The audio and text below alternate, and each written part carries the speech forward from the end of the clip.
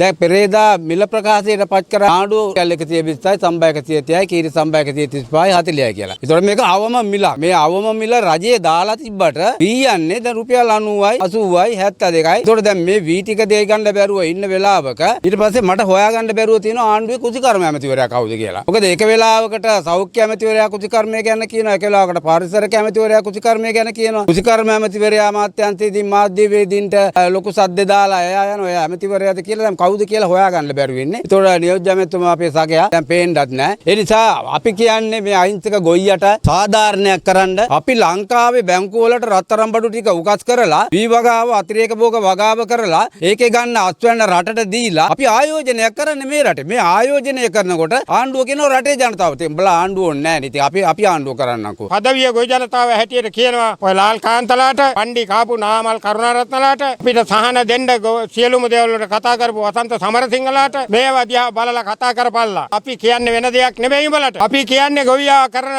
වී ගොවිතනේ නිෂ්පාදන වියදම් හදපල්ලා. හදන්න දන්නේ නැත්නම් ගොයියෝ ගාවට ඇවිල්ලා දැනගනින්න. නිෂ්පාදන වියදම හදලා ඒකට 130ක් එකතු කරලා ගොයියට වී මිල රුපියල් 140ක් වෙන්න දීපල්ලා කියලා තමයි මේ ගොවි ජනතාව කියන්නේ. ලංකාවේ බිහිවිච්ච පල්කඩම හිඟනම අන්තවාදී ඊට රටවල අන්තවාදී උන්ගේ ඩොලර් වලට යට වෙලා ජාතිවාදීන්ට යට වෙලා මේ සියලු ජාති ආගම්වාදීන්ට විරුද්ධව මුන්ට ජම්මයක් නැහැ, මුන්ට ආගමක් නැහැ, මුන්ට දහමක් නැහැ. එතකොට මුන්ට කොහෙන්ද මේ ගොවියන්ගේ බඩගෝත්‍රයේ වේලෙනවා කියන එක දන්නේ කොහොමද? අද අනුර කුමාර දිසානායකට මේ සියල්ල අමතක වෙලා අද නලින්ද ජයතිස්සලා ඌවනාවෙන් උනන්දුවෙන් ඉන්නවා. මේ රටේ දැන් ගොවිකම කරා මම නලින්දට එකක් කියන්න ඕනේ. කුණුහරුප අහගන්න සූදානම් වෙන්න එපා. ඒ වෙන මොකක්වත් හින්දා නෙමෙයි. අද මේ රටේ ඩෙන්ගු ජනතාව 50000 පැනලා හොස්පිටල් වල වහන්න වෙලා. අද වාට්ටු වල ඉඩ නැති වෙලා.